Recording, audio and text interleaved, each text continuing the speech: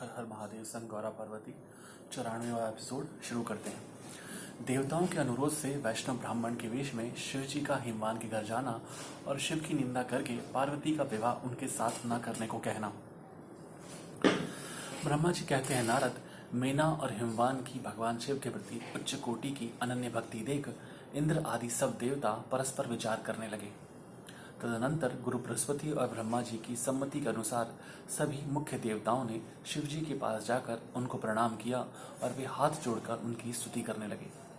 देवता बोले, देवदेव, महादेव, करुणाकर, शंकर, हम आपकी शरण में आए हैं, कृपा कीजिए। आपको नमस्कार है स्वामिन। आप भक्तवत्सल होने के कारण सदा भक्तों के कार्य सिद्ध करते हैं, दीनों का उद्धार करने वाले और दया के सिंधु हैं तथा भक्तों को विपत्तियों से छुड़ाने वाले हैं। इस प्रकार महेश्वर की स्तुति करके इंद्र सहित समस्त देवताओं ने मीना और हिमवान की अनन्य शिव भक्ति के विषय में सारी बातें आदरपूर्वक कह सुनाई। देवताओं की वह बात सुनकर महेश्वर ने उनकी प्रार्थना स्वीकार कर ली और हंसते हुए उन्हें आश्वासन देकर विदा किया। तब सब देवता अपना कार्य सिद्ध हुआ मानकर भगवान सदाशिव की प्रशंसा करते हुए शीघ्र अपने घर को लौटकर प्रसन्नता का अनुभव करने लगे। तदनंतर भक्तवत्सल महेश्वर भगवान शंभु, जो माया के स्वामी हैं, निर्विकार चित्त से शैलराज के यहाँ गए। उस समय गिरिराज हिमवान सभा भवन में बंधुवर्ग से घिरे हुए पार्वती सहित प्रसन्नतापूर्वक बैठे थे। इसी अवसर पर वहां सदाशिव ने पदार्पण किया। वे हाथ में दंड, छत्र, शरीर पर दिव्य वस्त्र, ललाट में उज्ज्वल तिलक, एक हाथ में स्फटिक की माला और गले में शालग्राम धारण किए भक्तपूर्वक हरि नाम का जप कर रहे थे और देखने में साधु वेशधारी ब्राह्मण जान पड़ते थे। उन्हें आया देख सपरिवार हिमवान उठकर खड़े हो गए। उन्होंने उन अपूर्व अतिथि देवता को भूतल पर दंड के समान पड़कर भक्ति भाव से साष्टांग प्रणाम किया। देवी पार्वती ब्राह्मण रूपधारी प्राणेश्वर शिव को पहचान गई थी, अतः उन्होंने भी उनको मस्तक झुकाया और मन ही मन बड़ी प्रसन्नता के साथ उनकी स्तुति की। ब्राह्मण रूपधारी शिव ने उन सबको प्रेम पूर्वक आशीर्वाद दिया, किंतु शिवा को सबसे अधिक मनोवांछित शुभाशीर्वाद प्रदान किया। शैलाधिराज हिमवान ने बड़े आदर से उन्हें मधुपर्क आदि पूजन सामग्री भेंट की और ब्राह्मण ने बड़ी प्रसन्नता के साथ वह सब ग्रहण किया।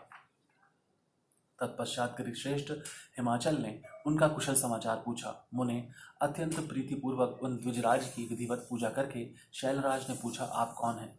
तब उन ब्राह्मण शिरोमणि ने गिरिराज से शीघ्र ही आदरपूर्वक कहा।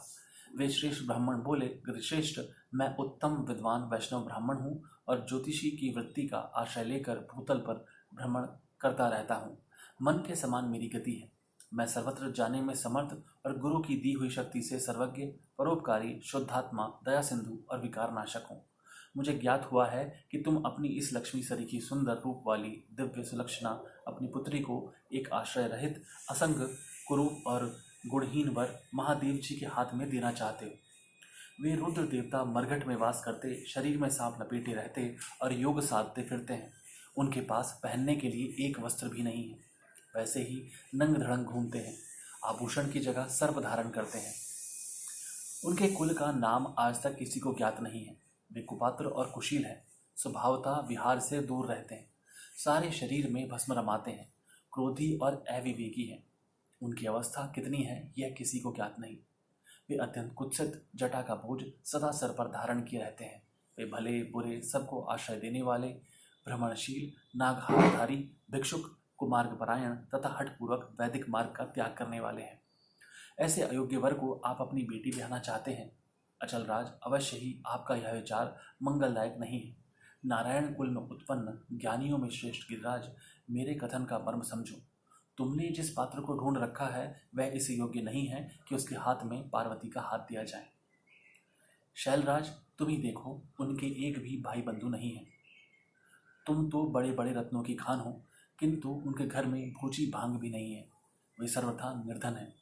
गिरिराज, तुम शीघ्र ही अपने भाई बंधुओं से, मेना देवी, सभी बेटों से और पंडितों से भी प्रयत्नपूर्वक पूछ लो, किंतु पार्वती से न पूछना, क्योंकि उन्हें शिव के गुण दोष की परख नहीं है। ब्रह्मा जी कहते हैं, नारद, ऐसा कहकर वे ब्राह्मण देवता, जो नाना प्रकार की लीला करने वाले शांत रूप शिव ही थे, शीघ्र खा पीकर आनंदपूर्वक वहां से अपने घर को चल दिए। हर हर महादेव संग गौरा पार्वती। धन्यवाद।